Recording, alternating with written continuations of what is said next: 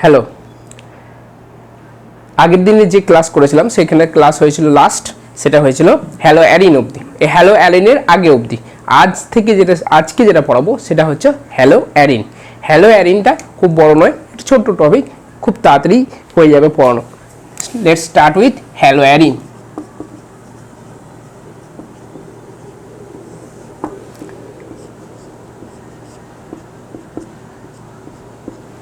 Hello অ্যারিনের এটা হচ্ছে general structure.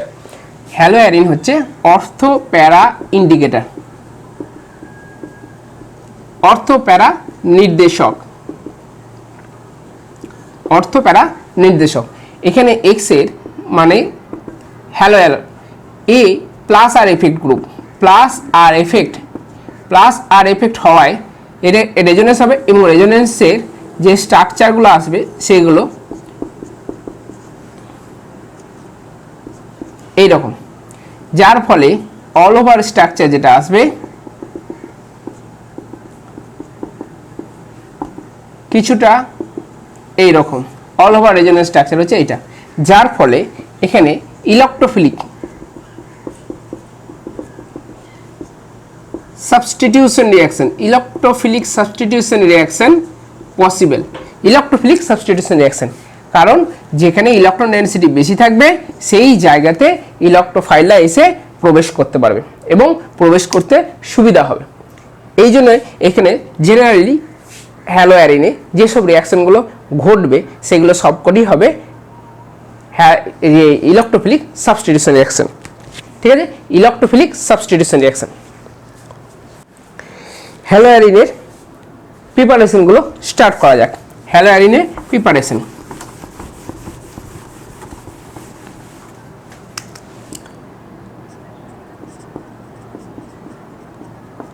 Preparation of haloarene মানে প্রস্তুতি পড়ানো হচ্ছে। ফ্রম বেনজিন মানে হচ্ছে বেনজিন থেকে কি করে হ্যালো অ্যারিন প্রস্তুত করানো যায়, যেমন Cl2 FeCl3 এখানে নেওয়া হয়েছে। প্রোডাক্ট আসবে কি Cl। ঠিক আছে, মেকানিজমটা দেখে নেওয়া যাক।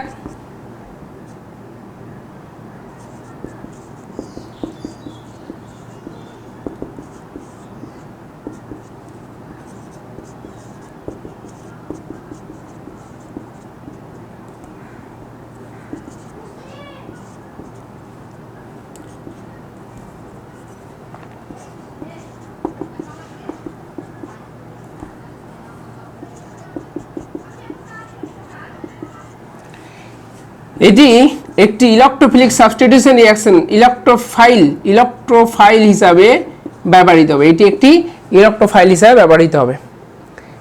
আর এখানে বলে রাখা দরকার FeCl3 একটি লুইস অ্যাসিড, এটি একটি লুইস অ্যাসিড এবং behave as a halogen career, halogen বাহক।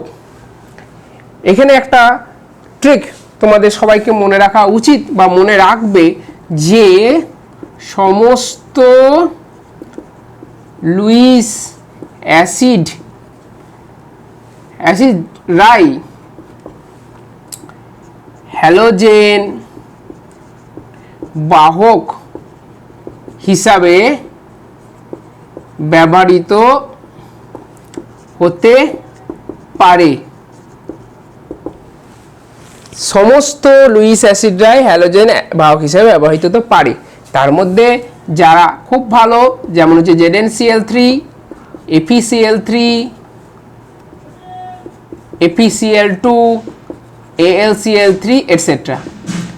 কিন্তু জেনারেলি সমস্ত লুইস অ্যাসিড যেগুলো আছে, সমস্ত লুইস অ্যাসিড তারাই কিন্তু হ্যালোজেন বাহক হিসাবে ব্যবহৃত হতে পারবে। কারণ হ্যালোজেন বাহক হিসাবে ব্যবহৃত হতে গেলে তাদের অষ্টক পূর্তি হলে হবে না, কারণ তারা কিছুক্ষণের জন্য হ্যালোজেনের কাছ থেকে লোন পেয়ার বা অযুগ্ম ইলেকট্রন যেগুলো আছে এই যুগ্ম ইলেকট্রন, যেটা নিঃসঙ্গ যুগ্ম ইলেকট্রন যাচ্ছে সেগুলোকে অ্যাবজর্ব করবে। বোঝা গেছে কথাটা? এবং কিছুক্ষণের জন্য ক্যারি করার পরে আবার সেটাকে ফিরিয়ে দেবে। এই জন্য এদেরকে কি বলা হয়? হ্যালোজেন বাহক। এবার দেখা যাক আমাদের মেকানিজমটা যেটা চলছিল। এখানে ইলেকট্রোফাইল পর্যন্ত প্রস্তুতি হয়েছে, এবার দেখা যাক।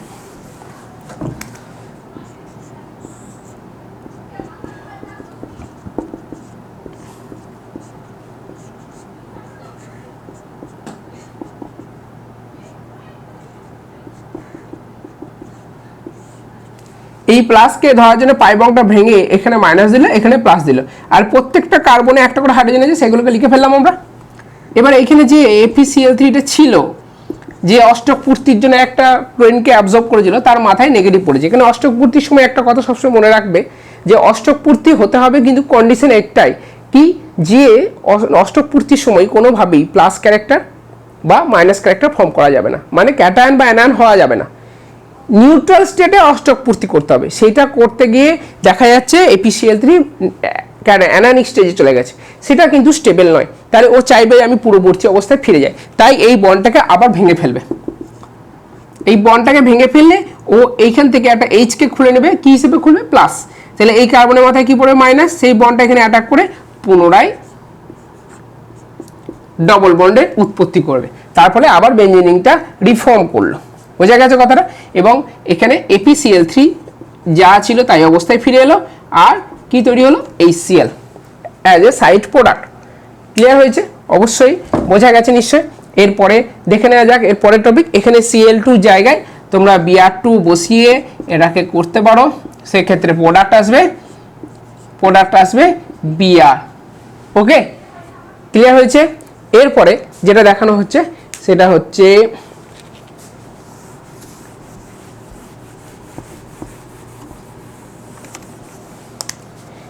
ক্লোরোবেনজিনকে যদি আবার হ্যালোজেনেশন করা হয় তাহলে কি হবে?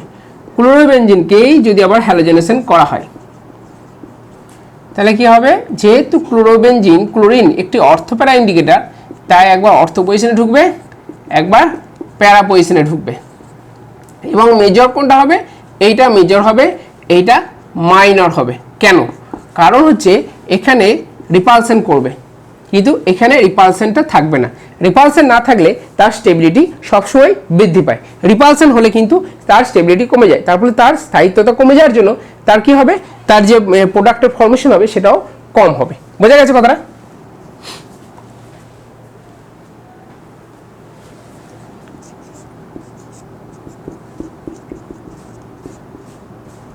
টলোইন থেকে দেখানো হচ্ছে একই প্রসেস।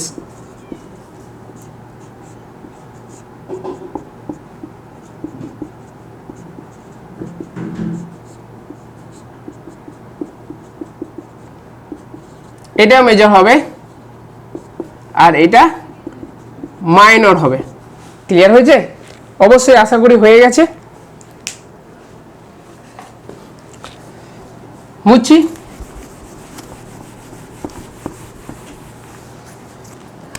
এখানে গেল তো ক্লোরোবেনজিন ফর্মেশন আর ব্রোমোবেনজিন। আয়োডোবেনজিন কিভাবে হয়?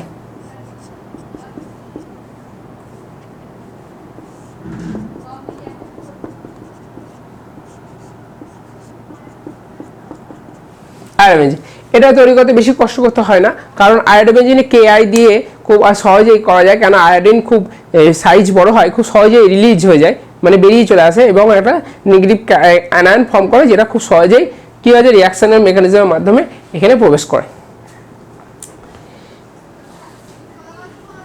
তারপরে যেটা আসছি সেটা হচ্ছে এখানে একটা ছোট্ট জিনিস আমি বলিনি, সেটা এক্ষুনি বলে ফেলি। এই যে আমি এটা আঁকলাম টলোইন, এখানে দু ধরনের হাইড্রোজেন লক্ষ্য করা যায়। দু ধরনের হাইড্রোজেন মিন্স এই একটা, এই যে এই 5টা হাইড্রোজেন দেখা যাচ্ছে, এই 5টি হাইড্রোজেন গ্যাস হাইড্রোজেন, ঠিক আছে? আর এই হাইড্রোজেনগুলোকে বলা হয় পার্শ্ব শৃঙ্খল হাইড্রোজেন। দুই ধরনের হাইড্রোজেন আছে এবং দুই ধরনের হাইড্রোজেনের দুই রকম রিঅ্যাকশন হবে। এই হাইড্রোজেনগুলোকে প্রতিস্থাপন করার জন্য কি হবে? Electrophilic substitution. আর এই কটার জন্য হবে নিউক্লিওফিলিক সাবস্টিটিউশন।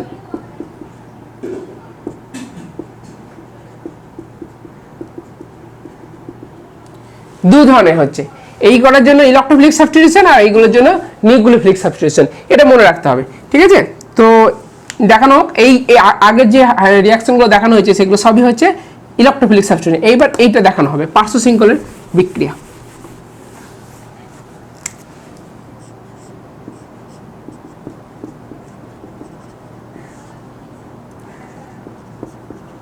লক্ষ্য করে দেখো পার্শ্ব শৃঙ্খলার ক্ষেত্রে যে রিয়েজেন্টটা দিয়েছি সেটা কিন্তু পরিবর্তন হয়ে গেছে।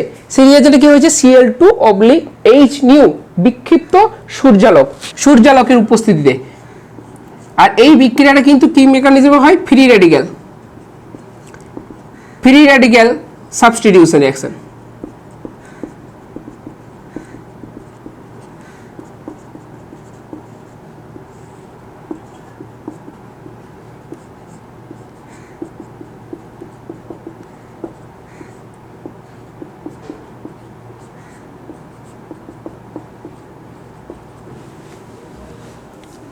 বোঝা গেছে?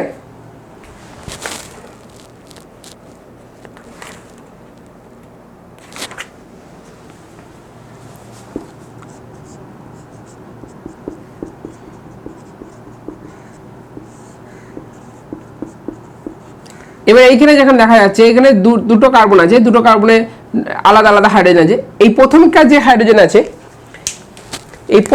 হাইড্রোজেন আছে সেটা হচ্ছে 1 ডিগ্রি হাইড্রোজেন, আর দ্বিতীয় যে হাইড্রোজেন আছে সেটা হচ্ছে 2 ডিগ্রি হাইড্রোজেন।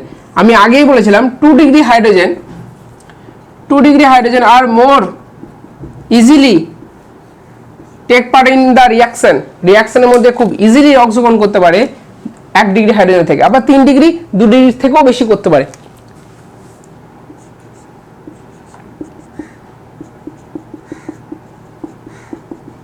এটাকে যদি আবার করা হয় ডু,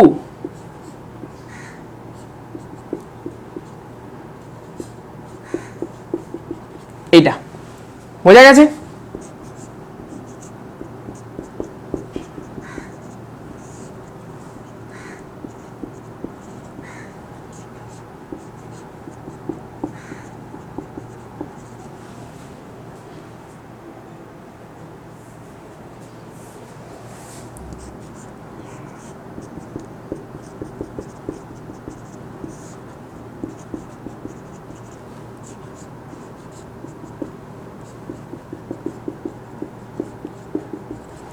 NBS আর SOCl2 এই দুটো পড়ানো হয়েছিল।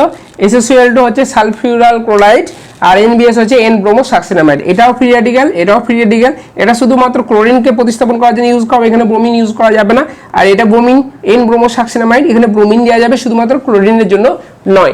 এই কটা ছিল সাবস্টিটিউশন রিঅ্যাকশন, যার মধ্যে এই রিঅ্যাকশনটা আর তোমাদের টেস্টে খুব পরে টেস্ট পেপারে দেখবে পেজে এই কোশ্চেনটা দেখতে পাবে, আর মাঝে মাঝে এই কোশ্চেনটা আর এই কোশ্চেনটা দেখা যায়।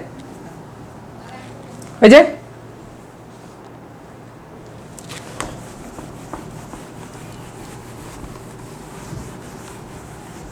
আবার ফিরে আসি আমরা প্রত্যক্ষ হাইড্রোজেন বা নিউক্লিয়াস হাইড্রোজেনের বিক্রিয়াতে। From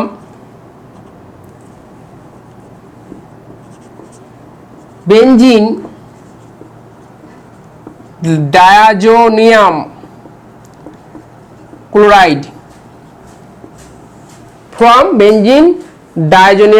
chloride,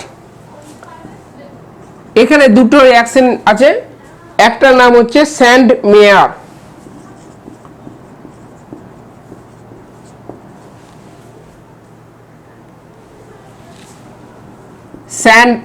reaction. স্যান্ড-মেয়ারের ক্ষেত্রে কি হয়, বেনজিন ডায়াজোনিয়াম ক্লোরাইড কে নেওয়া হয় অ্যাজ এ রিয়েজেন্ট, সঙ্গে দেওয়া হয় CuCl, HCl, CuBr, HBr, product হচ্ছে Cl, আর এখানে প্রোডাক্ট হচ্ছে Br। ঠিক আছে, আর সাইড প্রোডাক্ট হিসাবে দুটো ক্ষেত্রেই নাইট্রোজেন গ্যাস তৈরি হবে, যেটা এভাপোরেট করে যাবে। এরই সঙ্গে সমসাময়িক আর একটা বিক্রিয়া আছে যার নাম হচ্ছে গ্যাটারম্যান গ্যাটারম্যান রিয়াকশন।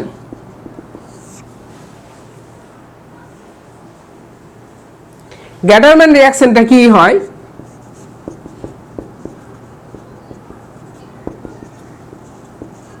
গ্যাটারম্যান রিয়াকশনে হচ্ছে সিইউ ডাস্ট আর HCl একটুখানি পরিবর্তন লক্ষ্য করে দেখো, এটা CuCl, এটা সিইউ ডাস্ট, বাকিটা সেম আছে আর প্রোডাক্টও সেম।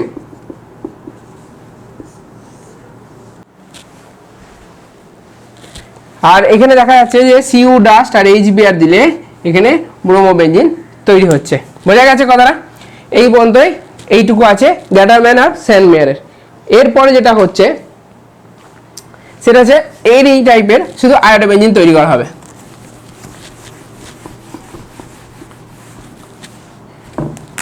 তিন number C,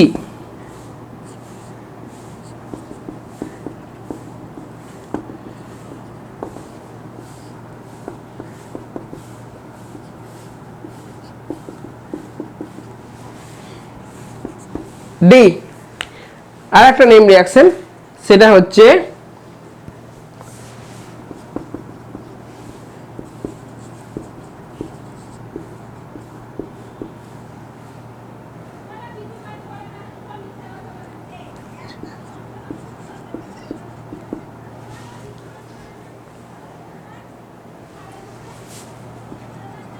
বালসিম্যান। বালসিম্যান reaction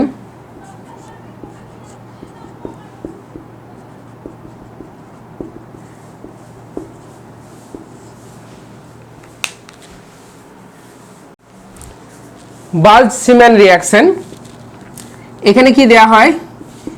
HbF4 THF, তাহলে তৈরি হয় N2 প্লাস BF4 মাইনাস, যাকে হিট দিলে তৈরি হয় ফ্লোরোবেনজিন প্লাস BF3 আর N2। তো এখানে এই একমাত্র রিয়াকশন যেখানে দেখা গেছে যে ফ্লোরিন টেক পার্ট করছে, আর হ্যালো অ্যালকেনে আর একটা ছিল সোয়ার্টস বিক্রিয়া। তাছাড়া সমস্ত বিক্রিয়াতে ফ্লোরিনকে দেখা যায় না, কারণ ফ্লোরিনের ইলেকট্রোনেগেটিভিটি পাওয়ার অনেক বেশি হওয়ায় বন্ড ক্যাপাসিটি বা বন্ড যে লেন্থ বা বন্ড যে স্ট্রেংথ সেটা অনেক বেশি হয়, সহজে ভাঙে না বা রিয়াকশন টেক পার্ট করতে চায় না। ওকে, আর একে যদি কোনো কারণে CuNO2 NaNO2 অথবা CU ডাস্ট NaNO2 দেওয়া হয়, তাহলে এইখান থেকে কি তৈরি হয়? নাইট্রোবেনজিন তৈরি হয়। এটা পরবর্তী ক্ষেত্রে আবার পড়বে, যখন নাইট্রোবেনজিন প্রিপারেশন পড়ানো হবে তখন এটা আবার থাকবে। আর লাস্ট যেটা হচ্ছে সেটা হচ্ছে বোরোডিন হান্সডিকার, যেটা একবার পড়া হয়ে গেছে আমাদের। বোরোডিন হান্সডিকার 3 নম্বর হান্সডিকার রিয়াকশন। হ্যালো অ্যালকেনে আমরা অলরেডি এটা পড়ে নিয়েছি।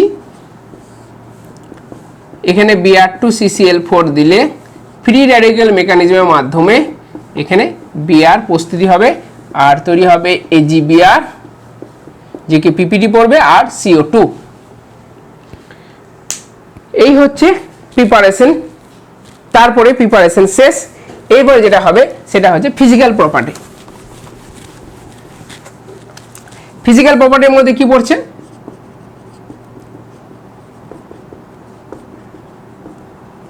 ফিজিক্যাল প্রপার্টির মধ্যে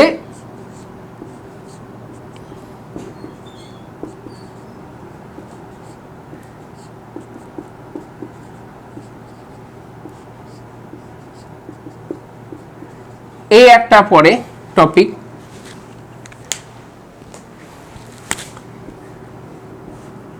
এর অ্যারোগুলো এই দিকে যাচ্ছে, তার মানে এর μ1 নট ইজিক্যাল টু 0। এখানে মিউ এর ভ্যালু উপস্থিত থাকছে, এখানেও মিউ এর ভ্যালু উপস্থিত আছে, নট ইজিক্যাল টু 0। কিন্তু এখানে মিউ দুটো যেহেতু অপোজিট ডিরেকশনে যাচ্ছে, তাই μ3 ইজিক্যাল টু 0। দ্যাট মিনস এখানে ডাইপোল মোমেন্টের ভ্যালু সব থেকে কম, আর ডাইপোল মোমেন্টের ভ্যালু যার যত কম তার স্টেবিলিটি তত বেশি।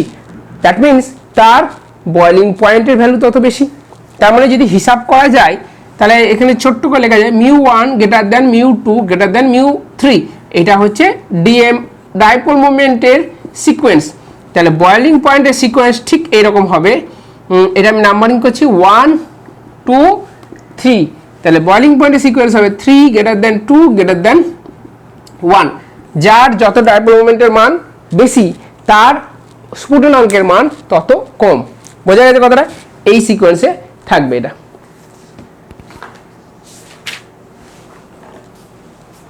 হয়েছে?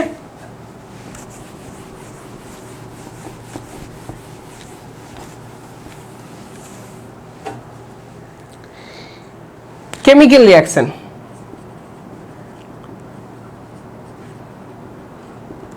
কেমিক্যাল রিঅ্যাকশন প্রথমে আমরা বলি। কেমিক্যাল রিঅ্যাকশন আমরা জেনারেলি কি বলেছি, অ্যারোমেটিকের কেমিক্যাল রিঅ্যাকশন জেনারেলি কি হয়, ইলেকট্রোফিলিক সাবস্টিটিউশন। কিন্তু কিছু কিছু ক্ষেত্রে নিউক্লিওফিলিক সাবস্টিটিউশন রিঅ্যাকশনও হয়ে থাকে। যেমন এক্ষেত্রে দেখানো হচ্ছে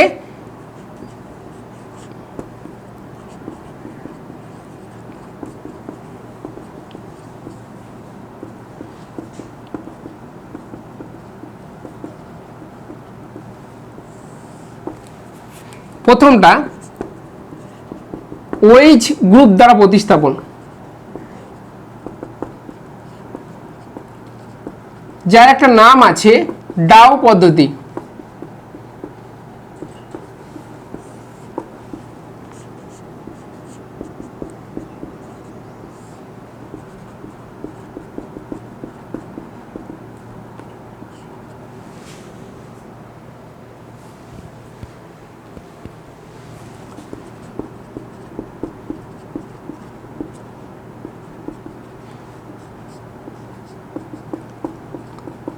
দেখা যাচ্ছে এখানে এনওএইচ সলিউশন দিলে 350 ডিগ্রি সেন্টিগ্রেড 300 এটিএম এ এটা তৈরি হচ্ছে। কতটা কন্ডিশন অ্যাপ্লাই করতে হচ্ছে দেখো, এর মেকানিজমটা ঠিক হচ্ছে এইভাবে। অ্যাকোয়া সিস্টেম হওয়ার জন্য H প্লাসের অভাব নাই, তাই প্রোটনেশন করে এরকম একটা গুড লিভিং গ্রুপে কনভার্টেড হলো, যার ফলে O মাইনাস Na এটা এখানে এসে অ্যাটাক করবে, এটা খুলে বেরিয়ে যাবে। O মাইনাস Na প্লাস আসার পরে একে হাইড্রোলাইসিস করলে এটা তৈরি হবে। ক্লিয়ার? এবার এখানে আমি যদি কন্ডিশন অ্যাপ্লাই করি অন্যান্য কন্ডিশন, তাহলে রিঅ্যাকশন মোটিভটা আরও চেঞ্জ হয়ে যাবে, সেটা দেখাচ্ছি। এটা লিখে রাখার উদ্দেশ্য হচ্ছে যাতে সেই পরিবর্তনটা বোঝা যায়। এইখানে আমি একটা NO2 গ্রুপ বসালাম। NO2 গ্রুপ কি effect? Minus I effect. Minus I effect হওয়ার জন্য কি হচ্ছে, বেঞ্জিন বলয়ের যে ইলেকট্রন ঘনত্বগুলো আছে সেগুলো নিজের দিকে টানতে শুরু করছে, তার ফলে কন্ডিশনটা একটু চেঞ্জ হয়ে যাচ্ছে। 350 ডিগ্রি জায়গায় লাগছে 175 ডিগ্রি সেন্টিগ্রেড। 175 ডিগ্রি সেন্টিগ্রেড, আর প্রেসারটা লাগছে না।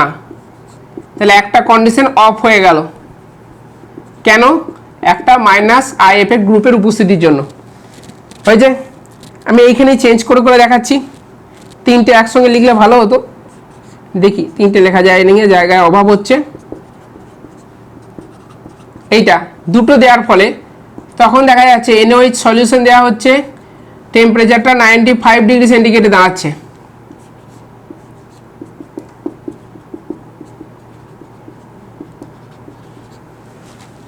দেখা যাচ্ছে? বোঝা যাচ্ছে নিশ্চয়ই? এরপরে তৃতীয় এফেক্টটা আমি ওপরে লিখে দিচ্ছি যাতে বোঝা যায় বলে। সর্বশেষ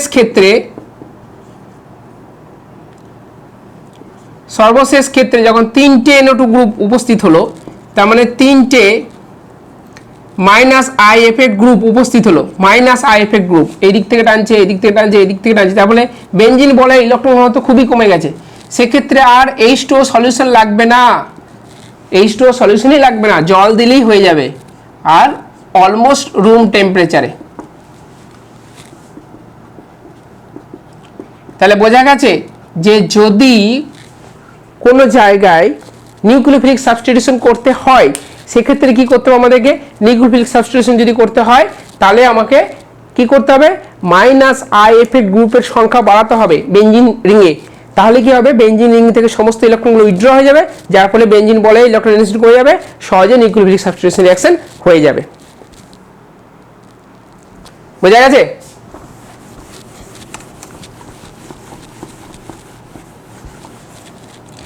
এরপর আছে বি, সায়ানো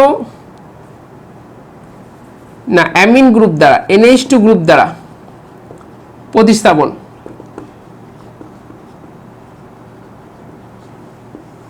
NH2 গ্রুপ দ্বারা প্রতিস্থাপন।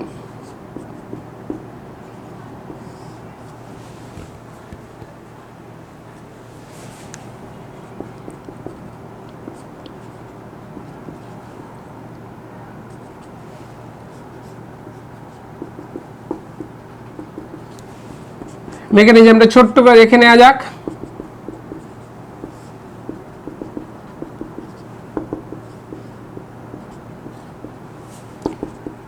প্রোটনেশন first step, better leaving group create করা হলো, অ্যামিন গ্রুপ নিউক্লিওফাইল হিসেবে অ্যাটাক করলে এটা বেরিয়ে গেল, NH2 গ্রুপ প্রবেশ করলো। সি, CN গ্রুপ দ্বারা প্রতিস্থাপন।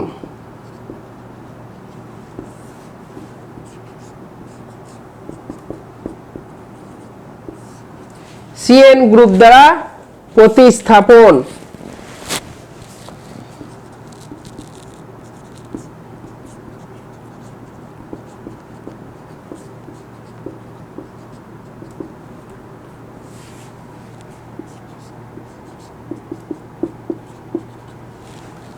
এটা স্ট্রং নিউক্লিওফাইল এ একবারে সরিয়ে প্রবেশ করবে। বোঝা গেছে? এই তিনটে ছিল নিউক্লিওফিলিক সাবস্টিটিউশন রিঅ্যাকশন। এরপরে যে রিঅ্যাকশনগুলো আছে সেগুলো হচ্ছে ইলেকট্রোফিলিক সাবস্টিটিউশন রিঅ্যাকশন। দেখা নিয়ে যাক।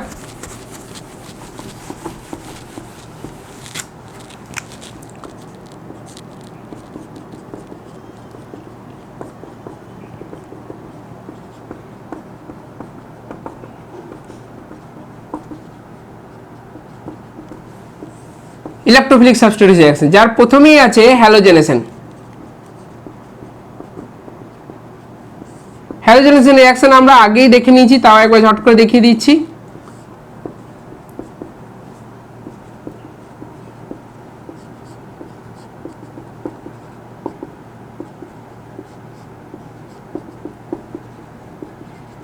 এটা নাইট্রেশন,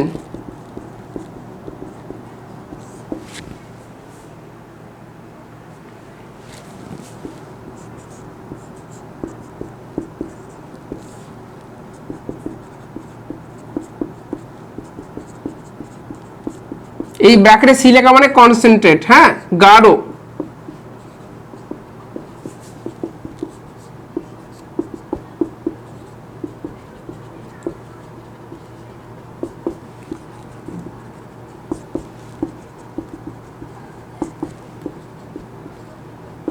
এগুলো মেজর, এগুলো মাইনর। কেন মাইনর আমি বলেছিলাম, এখানে কি হচ্ছে, রিপালশন হচ্ছে, আর এখানে প্যারা পজিশনে রিপালশন নেই, তাই প্যারা পজিশন হচ্ছে মেজর প্রোডাক্ট। ঠিক আছে?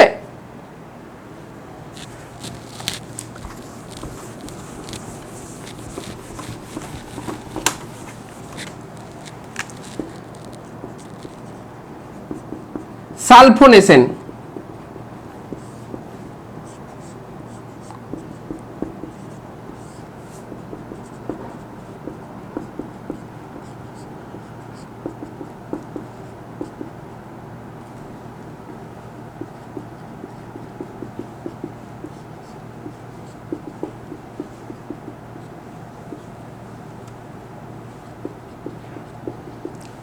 এটাও মাইনর, এটা major.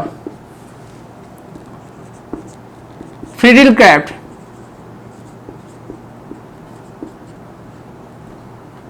Friedel Craft reaction. Friedel ক্রাফটে এবার তিনটে ভাগ আছে।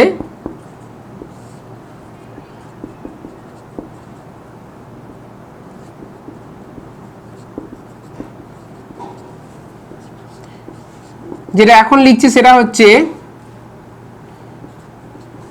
ফিরিল Craft alkylation, Friedel Craft alkylation, এটার নাম হচ্ছে 1-chlorotoluene।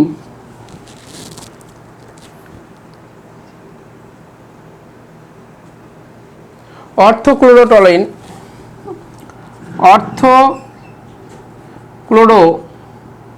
অর্থোক্লোরোটলুইন, আর এটা আছে প্যারাক্লোরোটলুইন।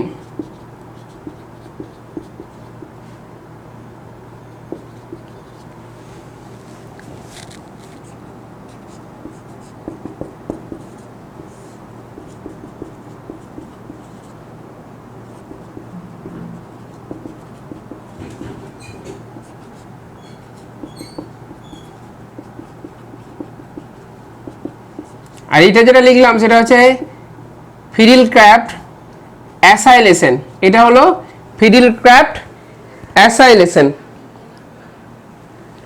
এটার নাম হচ্ছে অর্থোক্লোরো অ্যাসিটোফেনন, আর এটা হচ্ছে প্যারাক্লোরো অ্যাসিটোফেনন।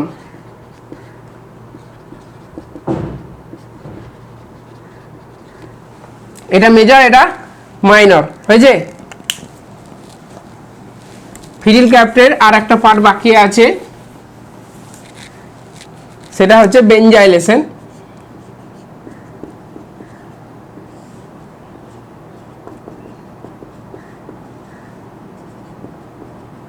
অ্যানাহাইডাস মানে হচ্ছে অনাদ্র,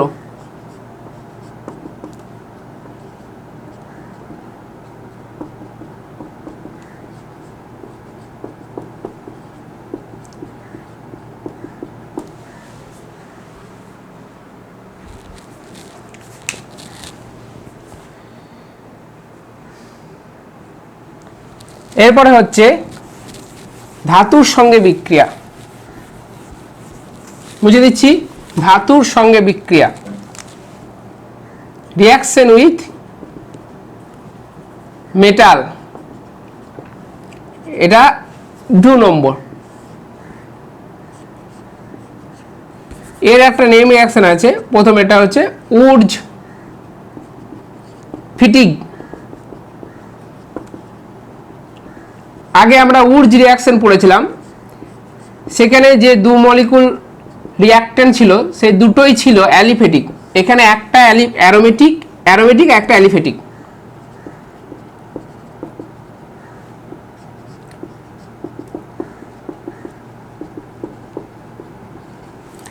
আর যদি 2 মলি অ্যারোমেটিক হয় তাহলে সেটার নাম হয়ে যাবে ফিটিগ, অনলি ফিটিগ, এবং বাইফিনাইল তৈরি করবে। কি তৈরি করবে? বাইফিনাইল। তারপর আছে উলম্যান রিয়াকশন। উলম্যান রিয়াকশনও সেম, শুধু আয়োডিন দিয়ে হবে। এখানে ClBr আই দিয়ে হতে পারে, কিন্তু এখানে শুধু আই দিয়ে হবে, আর এখানে সোডিয়ামের পরিবর্তে কপার থাকবে। তাহলে এই রিয়াকশনটা যেটা তৈরি হবে, একই প্রোডাক্ট বাইফিনাইল তৈরি হবে, এটাকে উলম্যান রিয়াকশন বলা হচ্ছে। আর বাকি যে রিয়াকশনগুলো আছে, যেমন হচ্ছে গিগনার প্রিপারেশন, সেগুলো আগেই দেখানো আছে। যখন গিগনার প্রিপারেশন আমি দেখিয়েছি, গিগনার প্রিপারেশন যে রিয়াকশন সেখানে কমপ্লিট দেখানো আছে। এরপর যে নতুন চ্যাপ্টার পড়াবো সেটা হচ্ছে অ্যালকোহল, সেটা আগামী এপিসোডে দেখানো হবে, যে ভিডিও করব সেই ভিডিওতে। আপাতত এইটুকু দেয়া হলো, আমার অনেকটা গ্যাপ হয়ে গেল এই ভিডিওটা দিতে। যাই হোক, এরপর থেকে রেগুলার বেসিসে তোমাদের 2 দিন বা 3 দিন অন্তর অন্তর একটা করে নতুন ভিডিও আমি দেওয়ার চেষ্টা করব। এর মধ্যে যদি কোনো প্রবলেম হয় তোমরা অবশ্যই আমাকে হোয়াটসঅ্যাপ নাম্বার আছে সেখানে মেসেজ করবে। কোনো প্রবলেম হলে সঙ্গে সঙ্গে তোমরা আমাকে দেন সেটা জানাবে। ওকে, বেস্ট অফ লাক। ততদিন পর্যন্ত ভিডিও দেখতে থাকো, ভালো করে প্র্যাকটিস করো। অর্গানিক প্র্যাকটিস করলে ভালো হবে, যত প্র্যাকটিস করো তত ভালো অর্গানিক তৈরি হবে। ওকে, গুড বাই।